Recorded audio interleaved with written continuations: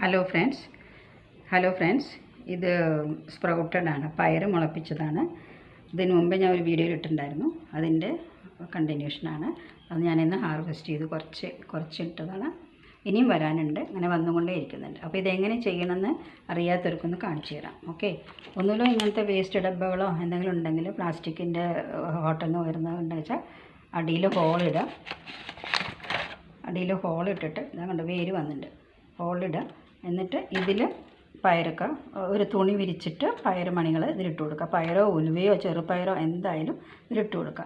അടിയിൽ വെള്ളം വയ്ക്കുക. ഇതിൽ വെള്ളമുണ്ട്, ഇതിൽ മുക്കി വെച്ചാൽ ഇങ്ങനെ വേര് വന്നുകൊണ്ട് ഇരിക്കും. ഓക്കെ, അങ്ങനെ ഒന്ന്. അല്ലാതെ ഓട്ടയാക്കാതെ അതേമാതിരത്തെ ഡബ്ബയിൽ തന്നെ ഒരു തുണി നനഞ്ഞ തുണി വെച്ചിട്ട് അതിൻ്റെ മുകളിൽ ഇതങ്ങനെ പയർ മണികൾ ഇട്ട് കൊടുക്കുക. പയറോ ചെറുപയറോ ഉലുവയോ കടുകോ എല്ലാം എന്താ നിങ്ങൾക്ക് ധാന്യം വേണോ അതെല്ലാം അതിലിട്ട് കൊടുക്കുക. ഇങ്ങനെ ഇട്ട് കൊടുക്കുക. അതിലിങ്ങനെ വെള്ളം തെളിച്ച് കൊടുക്കുക. ഇതിൽ ഞാൻ ഓട്ടയൊന്നും ആക്കിയിട്ടില്ല. ഓട്ടയാക്കാത്ത കാരണം നല്ല കട്ടിയുള്ളൊരു തുണി ഇട്ട് കൊടുത്താൽ മതി. ഇതിൽ ഞാൻ ഉലുവ ചെയ്തിട്ടുണ്ട്. ഇത് വേറൊരു ഡബ്ബ, അത് ഓട്ടയാക്കിയിട്ടില്ല. ഈ ഡബ്ബയിൽ ഉലുവ ഇട്ടിരിക്കുക. ഉലുവ ഒന്ന് കുതിർത്തി വെച്ചിട്ട് ഉലുവ ഇട്ടിട്ടുണ്ട്. അതിലും ഒരു തുണിയും തുണി വെച്ചിട്ടുണ്ട്.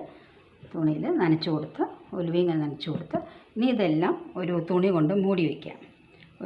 ഡെയിലി നോക്കുക, വെള്ളമില്ലെങ്കിൽ നനച്ച് കൊടുക്കുക, ഡെയിലി തെളിച്ച് കൊടുക്കുക. അധികം വെള്ളം ഒഴിക്കണ്ട, അല്ലെങ്കിൽ അളിഞ്ഞു പോകും. എന്നിട്ട് ഒരാഴ്ച വരെ അങ്ങനെ നോക്കിക്കഴിഞ്ഞാൽ ഉറപ്പായിട്ടും ഇതേപോലത്തെ നമുക്ക് സ്പ്രൗട്ടഡ് കിട്ടും. ഉലുവ ആയാലും കിട്ടും. കട്ട് ചെയ്തിട്ട് നമുക്ക് ഉലുവ ചപ്പാത്തിയിലൊക്കെ ഇട്ട് ഉണ്ടാക്കാനോ എല്ലാത്തിനും നല്ല ടേസ്റ്റാണ്. ഓക്കെ, അപ്പോൾ എല്ലാവരും ഒന്ന് ചെയ്ത് നോക്കൂ. ടേസ്റ്റിയുമാണ്, നല്ല പോഷക ഗുണമുള്ളതുമാണ്, എല്ലാവർക്കും അറിയാവുന്നതാണ്. Okay, thank you.